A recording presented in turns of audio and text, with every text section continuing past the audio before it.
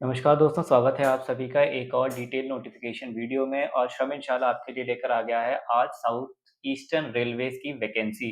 जो ये वैकेंसी है वो रेलवे अप्रेंटिसशिप की है और आज ही रिलीज़ की गई है, आज से आप अप्लाई कर सकते हैं। तो इस नोटिफिकेशन वीडियो में हम डिटेल में बात करेंगे कि टोटल नंबर ऑफ वैकेंसी क्या है, कितनी है और इसमें कौन-कौन अप्लाई कर सकता है, आपको किस तरह का एग्ज़ाम देना पड़ेगा या फिर मेरिट लिस्ट पे आपका सिलेक्शन होगा। तो इस पूरी डिटेल नोटिफिकेशन में हम आपसे बात करेंगे।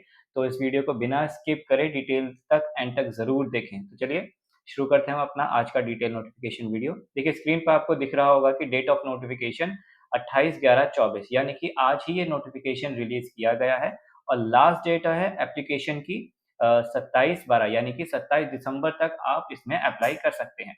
तो टोटल आपको 1 महीने का टाइम दिया गया है इस नोटिफिकेशन में यानी कि इस वैकेंसी में अप्लाई करने के लिए। और एलिजिबिलिटी क्राइटेरिया की बात करें तो ऐज की, the candidate should have completed 15 years of age and should not completed 24। तो देखिए मिनिमम तो यहाँ पे दी है कितनी 15 इयर्स। मैं यहाँ पे लिख भी देता हूँ, मिनिमम एज है आपकी 15 इयर्स और जो मैक्सिमम एज रहेगी वो रहेगी आपकी 24 इयर्स।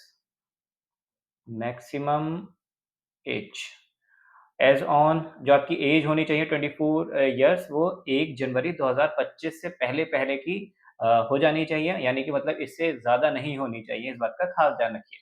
अपर एज लिमिट अब देखिए यहाँ पे एज रिलैक्सेशन दिया जाता है, जो हमारी रिज़र्व कैटेगरी है उन्हें एज रिलैक्सेशन देते हैं। 5 इयर्स का एज रिलैक्सेशन दिया गया है एससी-एसटी कैंडिडेट्स को, 3 इयर्स का एज रिलैक्सेशन है हमारे ओबीसी कैंडिडेट्स को और इसी के साथ ही फिज़िकली हैंडिकैप्ड जो हमारे कैंडिडेट्स होते हैं उनके लिए भी आपको एज रिलैक्सेशन देखने को मिलेगा। अपर age limit is relaxable bye additional 10 years. देखिए एक्स सर्विसमैन है तो उन्हें एज रिलैक्सेशन दिया गया है 10 साल का। डिफेंस फोर्सेस 3 साल का दिया गया है और इसी के साथ ex serviceman join the government. तो जितने भी हमारे एक्स सर्विसमैन हैं, कैंडिडेट्स अगर इस वैकेंसी में अप्लाई करना चाहते हैं तो उन्हें 10 साल का लगभग एज रिलैक्सेशन दिया गया है। अब बात कर लेते हैं एजुकेशन क्वालिफ़िकेशन की, यानी कि आपकी क्वालिफ़िकेशन क्या होनी चाहिए इस वैकेंसी में अप्लाई करने के लिए। Matriculation 10th class in 10+2 examination system from a recognized board with a minimum 50% marks. अब देखिए आप 10th पास होने चाहिए और इसी के साथ में आपके 50% एटलीस्ट मार्क्स होने चाहिए। अगर 50% से कम आपके 10th स्टैंडर्ड में मार्क्स हैं तो आप इस वैकेंसी में अप्लाई नहीं कर सकते हैं। और and an ITI pass certificate. अब 10th के साथ में देखिए इसमें आईटीआई सर्टिफिकेट भी होना बेहद ज़रूरी है। कुछ वैकेंसीज़ होती हैं जहाँ पे सिर्फ 10th pass out candidates apply कर सकते हैं, लेकिन करंट जो आपको वैकेंसी दिख रही है जिसके बारे में मैं बता रहा हूँ, इसमें आपको 10th के साथ में आईटीआई का सर्टिफिकेट भी होना बेहद ज़रूरी है। और उस ट्रेड में होना चाहिए जिस ट्रेड में वैकेंसी है। ऐसा नहीं है कि आपने किसी भी ट्रेड से की हो आईटीआई और आप किसी दूसरी ट्रेड में अप्रेंटिसशिप के लिए अप्लाई कर सकें, ऐसा नहीं है बिल्कुल। तो अगर आपने इलेक्ट्रीशियन ट्रेड से आईटीआई कोर्स किया है, तो आप इलेक्ट्रीशियन ट्रेड के ही अप्रेंटिसशिप में अप्लाई कर सकेंगे। अब देखिए एनसीवीटी और एससीवीटी दोनों ही अप्लाई कर सकते हैं, ऐसी कोई लिमिटेशन नहीं है कि सिर्फ एनसीवीटी वाले या फिर एससीवीटी वाले ही अप्लाई कर सकेंगे। मेडिकल फिटनेस यहाँ पे दिया हुआ है कि अप्रेंटिसशिप रूल्स जो 1992 के रूल्स हैं, उसके अकॉर्डिंग ही मेडिकल फिटनेस होनी चाहिए। चलिए अब बात कर लेते हैं एप्लीकेशन फीस की। तो एप्लीकेशन फीस देखिए 100 रुपीज़ है, no fee however is to be paid by the, ठीक है। अब देखिए जनरल कैटेगरी के लिए तो हमारी है 100 फीस, ये है हमारी जनरल कैटेगरी। और इसके साथ में is to be SC, ST, PWD, women. तो देखिए जनरल और ईडब्ल्यूएस के लिए तो आपको 100 रुपीज़ पे करने पड़ेंगे और इन सभी कैटेगरीज़ के लिए एससी, एसटी, वुमेन कैंडिडेट्स के लिए किसी भी तरह की फीस देने की आपको ज़रूरत नहीं है। चलिए, अब 4th पॉइंट में देखिए आपको शो हो रहा होगा मोड ऑफ सिलेक्शन, यानी कि आपका सिलेक्शन कैसे होगा, आपके मार्क्स के बेसिस पे होगा या आपसे एग्ज़ाम लिया जाएगा, तो इस बारे में अब हम बात कर लेते हैं। Selection will be on the basis of merit list prepared in respect of all the candidates who will apply. The merit list in each state will be prepared percentage matriculation with minimum 50% for the purpose of calculation percentage marks obtained in candidates and subject basis of any subject. अब देखिए इसमें क्या होता है, basically जो common merit list बनती है ना, वो 10th के मार्क्स को और आईटीआई के मार्क्स को कंबाइन करके एक कॉमन मेरिट लिस्ट बनती है। यहाँ पे मैंने लिख भी देता हूँ। जो मेरिट लिस्ट तैयार की जाएगी वो 10th प्लस आईटीआई के मार्क्स को ऐड करके बनाई जाएगी। चलिए, और 4.3 पॉइंट आप देख रहे होंगे, इसमें shortlisted candidate that enlisted in respective trade will be called for document verification. अब देखिए, जो शॉर्टलिस्टेड होंगे, जो मेरिट लिस्ट में आएँगे, उनको डॉक्यूमेंट वेरिफिकेशन के लिए बुलाया जाएगा। 1.5 गुना बुलाया जाएगा, टोटल वैकेंसीज़ जितनी भी होंगी हमारी, उससे 1.5 गुना बुलाया जाएगा। मैं ये भी बताऊँगा कि टोटल वैकेंसीज़ कितनी हैं, बाकी पहले हम और इम्पोर्टेंट जो हमारी डिटेल्स हैं, वो पढ़ लेते हैं, फिर मैं आपको बताऊँगा कि टोटल वैकेंसी भी कितनी है। हाउ टू अप्लाई, अब अप्लाई कैसे करना है? तो देखिए, अप्लाई करने के लिए यहाँ पे आपको स्क्रीन पे लिंक दिया होगा। ये तो आपको लिंक शो हो रहा है, इसके साथ ही वीडियो के डिस्क्रिप्शन बॉक्स में भी अगर आप क्लिक करेंगे तो वहाँ पे आपको अप्लाई करने का लिंक भी मिल जाएगा, और इसी के साथ इस नोटिफ़िकेशन की पीडीएफ भी मिल जाएगी। अगर आप पीडीएफ डाउनलोड करके पढ़ना चाहते हैं, तो वो भी पढ़ सकते हैं। आपको डिस्क्रिप्शन बॉक्स में वो दोनों ही लिंक मिल जाएँगे। चलिए आगे बढ़ते हैं, स्कैन फ़ोटोग्राफ वगैरह है। तो इसमें देखिए, डॉक्यूमेंट्स में क्या है कि जब आप अप्लाई करेंगे, तो उसमें आपकी स्कैन फ़ोटोग्राफ लगेगी, स्कैन सिग्नेचर लगेंगे, और इसी के साथ में अदर डॉक्यूमेंट्स लगेंगे जब आप फॉर्म में अप्लाई करें। और इम्पोर्टेंट बात कर लेते हैं, चलिए अब वैकेंसीज़ की बात कर लेते हैं। तो देखिए, यहाँ पे जो वैकेंसी आई है, वो आपको अलग-अलग वर्कशॉप में देखने को मिलेगी। बेसिकली ये आरआरसी जो हमारी कोलकाता साइड की है, रेलवेज़ का पार्ट, उसमें वैकेंसी निकली है। तो टोटल जो सीट्स हैं, वो मैं आपको बता देता हूँ।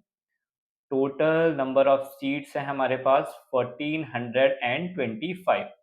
तो टोटल सीट्स हैं 1425, उसमें देखिए अब अलग-अलग डिवाइड की हुई हैं। जैसे खड़गपुर वर्कशॉप है, यहाँ पे आपको टोटल 360 सीट्स देखने को मिलेंगी।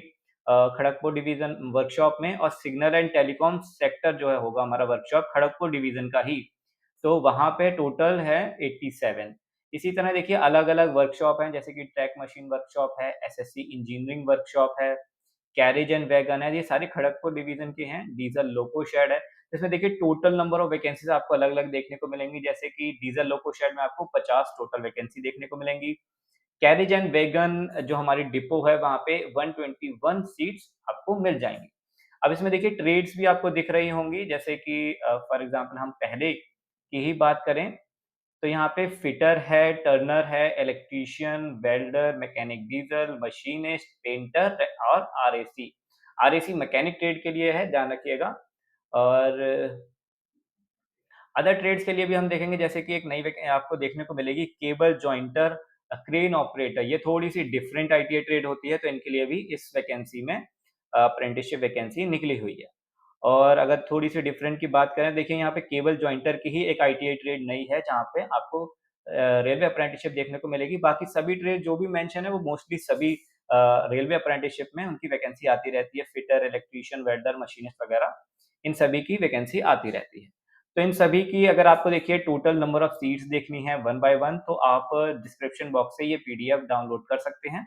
आप ईज़िली नोटिफ़िकेशन पढ़ सकते हैं, और उसके बाद अपनी डिवीज़न के अकॉर्डिंग या फिर अपनी चॉइस के अकॉर्डिंग आप सीट्स फिल कर सकते हैं। अप्लाई करने का भी लिंक आपको डिस्क्रिप्शन बॉक्स में मिल जाएगा।